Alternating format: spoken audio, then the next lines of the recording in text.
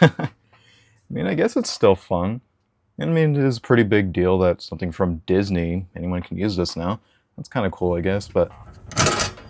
Huh. I didn't know I was expecting anything. I usually leave it open.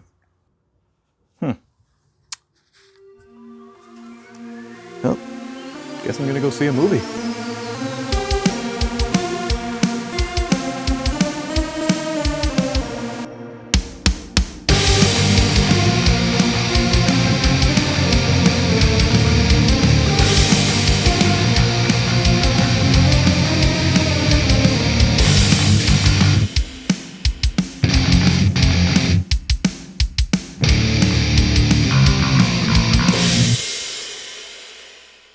Screamboat, the new slasher film by Stephen Lamort starring David Howard Thornton. They've collaborated once already in the film The Mean One, which go check out my video on that one as well. The big difference between this and The Mean One, however, is that The Mean One, that falls under parody. It's not called The Grinch, it's not even the character's name, there's no who's. No, that's a parody of an existing IP.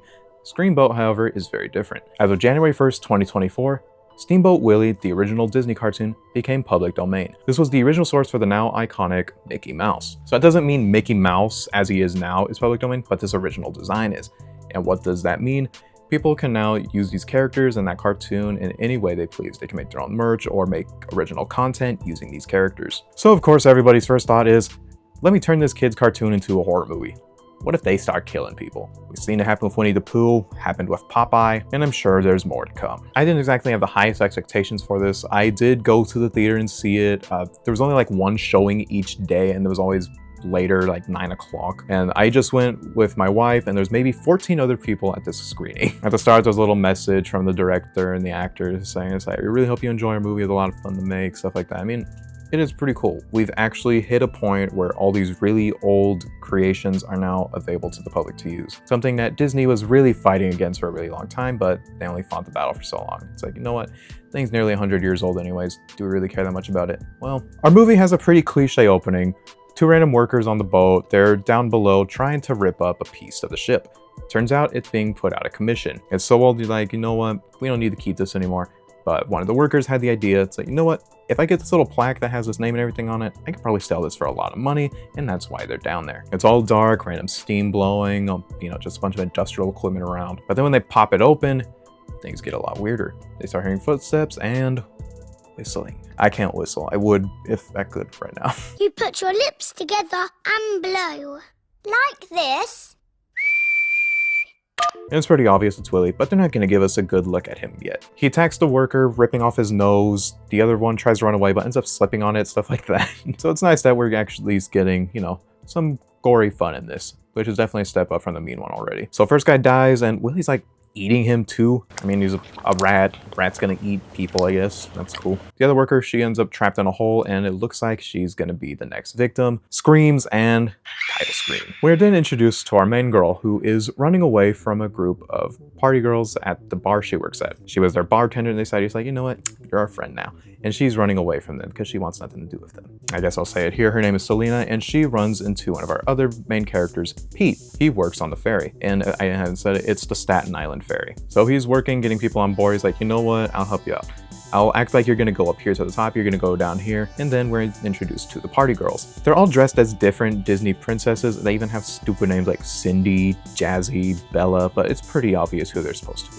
And then we cut to traffic control, you know, for the waters, and he's talking to the captain saying that there's been a fog warning and they can't depart. Well, the captain's in a bit of a mood. He's saying he's really got to take a shit, nothing's coming out, he's already working overtime, he's tired, he's gonna leave and get his shift over with. And that's when he's told, you know what, technically, if you leave before the hour, it is not within the warning time. So if you set off now, we're all good. So we're trying to get the ferry moving early tonight. We're then introduced to random passengers on board. You know, you got your mom and her kid, the scary old homeless guy saying everyone's gonna die tonight, random naked dude with a guitar, foreign dancers, the horny couple that can't get off each other, and the big dude that looks real scary. But he's probably not. He's probably actually really cool. And an EMT. This one's gonna be important for later. And one that I want to point out, because they have a weirdly long shot of them just looking at each other and walking off. There is a random cop and then this girl that's definitely wearing this top so she can easily take it off later. bringing this up so I can bring it back up later. And while I can't necessarily remember any of them, every other scene has at least one line referencing a random Disney movie. And they're just all over the place. Like, they really went all in on it. And in talk of writing, I'm actually kind of impressed with this one given how the mean one was. I think a lot was definitely learned from that last movie, as this one was really boring me, and the talent in this one also, they're doing a pretty good job. No great, amazing, standout performances or anything like that, but there's no actor making me think like, wow, this is awful. So now that we're on board, we start getting a few of our creative kills. We see this guy that's in a room all by himself. He's in a Statue of Liberty costume, you know, one of those mascot things, like people spinning the signs for a random insurance company or something. He takes off the head, leaves on the floor, and starts doing a little coke. Starts hearing whistling, and he looks around and realizes it's coming from his head he put on the ground. And then we see two little feet sprout out from underneath. And this is when we're confirmed, and I think it's so funny, Willie's not a human-sized rat. He actually is pretty small, maybe like the size of a toddler. And it's just funny, we actually got this little mouse running around, and you can tell, so David Howard Thornton clearly shot on a green screen, but they even have a puppet for some of the scenes where they want him in shot with an actual person. One of his next victims is one of the several officers on board. It's this older cop, and well, he's just not fast enough. He pulls out his gun and everything, but not in time before Willie can attack him with a hammer. To finish him off, Willie grabs him and hangs him into the water head first so he can line him up with the propeller of the boat. Selena catches this happening and starts screaming, all the while it looks like Willie just fell in love. So the first mate of the ship, Pete, and one of the other officers come up and say, hey, what the hell's going on? And Selena tries explaining what happened, but they don't really buy the story of a rat killing an officer, but they attempt radioing for him and they're not getting answers. Like, okay, so something is going on. We're gonna go check this out. Next, we see Willie go after the captain. We have a fairly long sequence of him trying to chop off his head, but this is all so he can seize control of the boat and get rid of the controls so he can go off on his own destination. It's not too long till we discover the captain's body. The first mate gets up there with Pete and the cop, and they see it's like, whoa, holy crap, something is definitely going on. First mate's a little too excited at the fact that he's essentially the captain now, and his first order is to get all the passengers aboard onto the lower deck. We then cut to two of the party girls, Jazzy and Bella. They're out trying to shoot content. I guess they're like OnlyFans creators or something. Willie's watching them trying to get a forklift running. All the while they start talking about like what faces should we do, stuff like that, and they have a really long conversation on what ahegao is, and it's a face. It's not technically corn, so I think I could splash a little one right here so you know what the hell that is. While they're trying to get that face down, Willie comes up and gets him right through the mouth with a forklift. There's an EMT on board, and she actually catches this happening and sees Willie run away. So now we gotta believe her. It does seem that everyone ends up on the lower deck except for Selena, Pete, the EMT, and two of the party girls. They're trying to get in, but the door is locked or stuck, meaning everyone inside the lower deck is trapped inside as well. Our main cop we've been seeing, he decides like, you know what, I need to take charge. And he has this whole big speech talking about how, you know what, we're New Yorkers, damn it. It's like, if there's a terrorist or crazy psychopath that killer on the loose, we can do this together and take down this son of a bitch. And then he gets the broomstick shoved through, what was it? I can't remember. It's like through his throat or like his face right here, something like that. And everyone freaks out, it's like, oh shit. And then they see Willie. And I was really hoping someone would say, oh shit, a rat. A rat! No one ever says a rat. Just a lot of oh shits in this movie. And the funniest thing is everyone's trapped in there, right? No one thinks to run up and just kick this little thing. Like, it's probably the size of a toddler and no one thinks they can field goal kick that thing. So what's his next move? He gets a hose and hoses everybody down. It just kind of looks like the blast of like a garden hose, but they're acting like it's one of the huge like firefighter ones, and that's just knocking people over, sending them flying. But he does all this to get everybody wet because he's got an exposed cable that has a current going through it. Everyone gets electrocuted, including one of the party girls outside. Because she's grabbing onto the door, which happens to be made of metal. Next up, our people deciding, like, you know what, we need to come up with an escape plan. There's no power now, and there's no way to communicate with anyone that's not on this boat. Girl, they're left with Cindy, the one just like Cinderella. They're left with her, but somehow they like just completely lose her, but they run into that big scary guy from earlier, as well as the kid. So Cindy is just out like on the outside part of the ship where the railing and everything is, and she finds her dead friend, the one that looked like Ariel. Willie's right there ready to kill, but he's taking a really long time, you know, being all slow. He's got his little spear ready to stab her, but she has enough time to run back inside and shut the door behind her. But she was still pretty stupid because she leans against the door, giving Willie an opening to stab right through her. I guess the way he did it was just enough to go right through and spill some guts. So we essentially got like our new Left 4 Dead crew. We have Selena, the stylist that wanted to be a big success in New York, Pete, the worker, Moses, the big tough dude, and the EMT, I don't remember her name. And we got the kid. I mean, I'm not counting him, but we got like our survival horror co-op group going on. They make it up to the bridge or whatever it's supposed to be called, where they, they steer the ship. They go up there, it's like, ah, crap, everything really is destroyed, we can't use any of this. But then that scary old dude from earlier is up there as well. He shows them this picture of an old captain, Walt. They unfold it and see that Willie is in the photo with that captain. He tells a story and it's made in the style of an old cartoon. Pretty cool. Walt was the captain and one day he went to go check out the cargo they had. And it was Willie.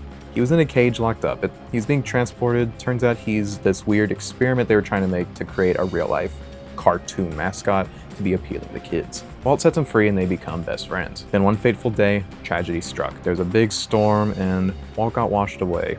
Willie left by himself, he went down below and locked himself away, never to come up again. And now it seems he's on a rampage, having gone mad all by himself, in search of his old friend. We then cut to that random cop and girl that I brought up earlier. He's looking around, trying to be all cool with his gun and his flashlight, and then she's like, oh my god, this ain't over here, something like that, try to get him somewhere. And of course, he's looking around all stupid. He's like, what, I don't see nothing? I was right. She literally just had that. We don't see her rip off her top or nothing, but she's naked now. Turns out they're like boyfriend and girlfriend, but he's on the job. He's like, no, we can't do this here right now, especially when I'm kind of having to do something right now. Clearly something's wrong.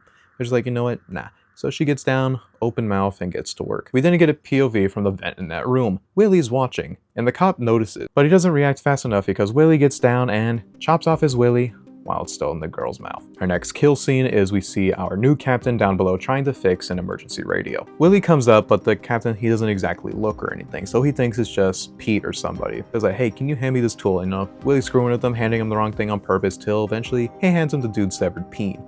The guy screams, and in the shock, he ends up dropping it nearly into his own mouth, and then Willie crushes the guy's head with the TV. Back to our survivors, the people that actually mattered. We just took this little detour of gory kills just cause, for the fun of it. They're going down under with the plan of either finding and repairing that emergency radio or getting a flare gun that they know is down below. Pete, Moses, and the boy go off in one group, and Selena and the EMT go off in another. Our group of boys, they run into the worker from the beginning of the movie, the girl that ended up surviving. She tries to lead them down to where they need to go, but the boys see something the two men don't. She has a drawing of a mouse on her back. Then we see the girls there looking around, and the EMT, she steps on a loose screw on the ground and it goes up her foot. She screams in pain and Selena tries to cover her mouth and silence her, but not fast enough. Willie finds them, but luckily for them, Willie seems to really have a thing for Selena. While caught in his love gaze, the EMT attacks him, stabbing him right through the eye. He gets angry and runs away. Now back to the guys and the worker, she ends up attacking Moses. She hits him over the back of the head with a tool, knocking him to the floor. And she starts explaining how now she's Willie's follower. Willie comes up though, and in a fit of anger, ends up attacking the worker. During this, the worker exposed that she had already taken the flare gun, but because she's attacked, she drops it on the floor. Moses picks it up and tells Pete to run off with the kid. He says something along the lines of say cheese, motherfucker, and then shoots the flare, blowing up whatever the hell is behind them, killing the worker and hopefully Willie. Because of this big explosion, the boat is starting to fill up with water. So everyone's trying to make it back up to the top of the ship. Pete and the boy end up stuck in this little area, but luckily Selena and the EMT are right above them. They're able to make a big enough opening for Pete to lift up the boy through, and he's gonna try to climb through himself, but he ends up staying back because Willie's in there with him. He decides, you know what, we're gonna try to end it here right now. So it looks like a fight to the death, but we don't really get to see it. While trying to collect themselves, the kid's staring at the photo of Walt and Willie, and he unfolds it yet again. Tell me why, because we first see this photo pinned up to the wall, it's just Walt. Unfold it, we got Willie. Unfold it again, we got a lady mouse. Willie is in search of his girlfriend. The EMT's really urging they need to make it to the top of the boat, but Selena has an idea to take out Willie. Now I hadn't brought it up before, but it is revealed that the boy is the son of somebody very important, this big businessman or government official, something like that. So someone would already be in search of him when he didn't show up where he's supposed to be at a certain time. So when they do make it up to the top of the boat, they are there, but not close enough to really do anything to get everyone off the ship just yet. Selena ran off and used her styling skills to put together a new dress based on that picture she saw of the girl mouse with Willie. At the top of the ship, the EMT ends up fighting with Willie once again, but she is taken out fairly quick. Willie also knocks the kid into the water, but then Selena comes in dressed up as his old girlfriend. This seems to really do it for him, and he closes his eyes for a big old kiss, only for Selena to try to slam him with a comically large hammer. And I say try because she keeps missing. This goes on for a little bit, and then she ends up falling off the ship in the fight. She's hanging off the side, and Willie's right there ready to strike the final blow. But he has a flashback to seeing his lady friend hang off the side ship and how he couldn't save her. But so in this moment, he decides, you know what? I can save you right now. Pulls up Selena, And the EMT turns out she's okay enough, comes up, stabs him in the top of the head, and he falls off into the water. So the kid's floating around in the water. The shot is clearly like in a pool or something, but around him is just random rubble, trash, you know, from the ship. But there's also random little things that are clearly references to other Disney movies, like the teapots from Beauty and the Beast, the candlestick, things like that. So the girls and the kid are saved, and movie's over. Or so it seems. We do get 2 little after credit scenes. First one is we have the traffic control worker from the beginning hearing Pete on the radio, and he's like, oh hell yeah, I need to go save my boy here. And then we get one more of Willie sitting around in garbage, but then a mouse in a dress pops up. And that's Screamboat. Oh shit! A rat! That's actually just a rat. Hold on. Should probably clean that up. That's fine. Just finish the video real quick. So this clearly sets up for a sequel. I'm honestly not that upset about it. Now, was this movie great or anything? No. Was it fun?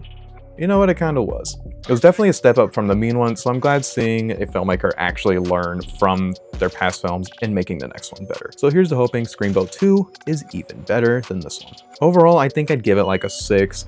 It's nothing amazing. It's a little frustrating that when these children's cartoons and stuff go public domain, immediately they just want to make a horror film out of it.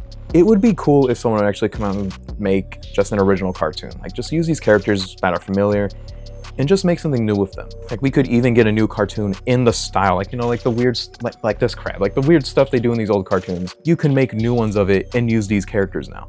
Why isn't someone doing that? But I will say, David Howard Thornton does a great job. Once again, he does this whole movie not saying anything, using a lot of body language. In this one, he's whistling around, making little mouse noises, stuff like that. It's a lot of fun. He does a great job. I have no complaints about the cast or anything. The writing was definitely better this time around, even with the silly references to Disney. It's a fun watch if you're interested. If you enjoyed what you saw, leave a like, subscribe if you haven't already, and share the video. And feel free to leave any thoughts you have down in the comments below. Feel free to check me out on my various social media platforms, as well as my other channels. On Shyboy616 Eats, I started a series I've called Root Beer Roundup, where I try various root beers, and once I hit 50, I'm gonna make my first root beer tier list. Of course, also have my gaming channel, and whenever I make something, one with my own original short films. I also try to do a little streaming every now and then. I'm Shyboy616, and I will see you next time.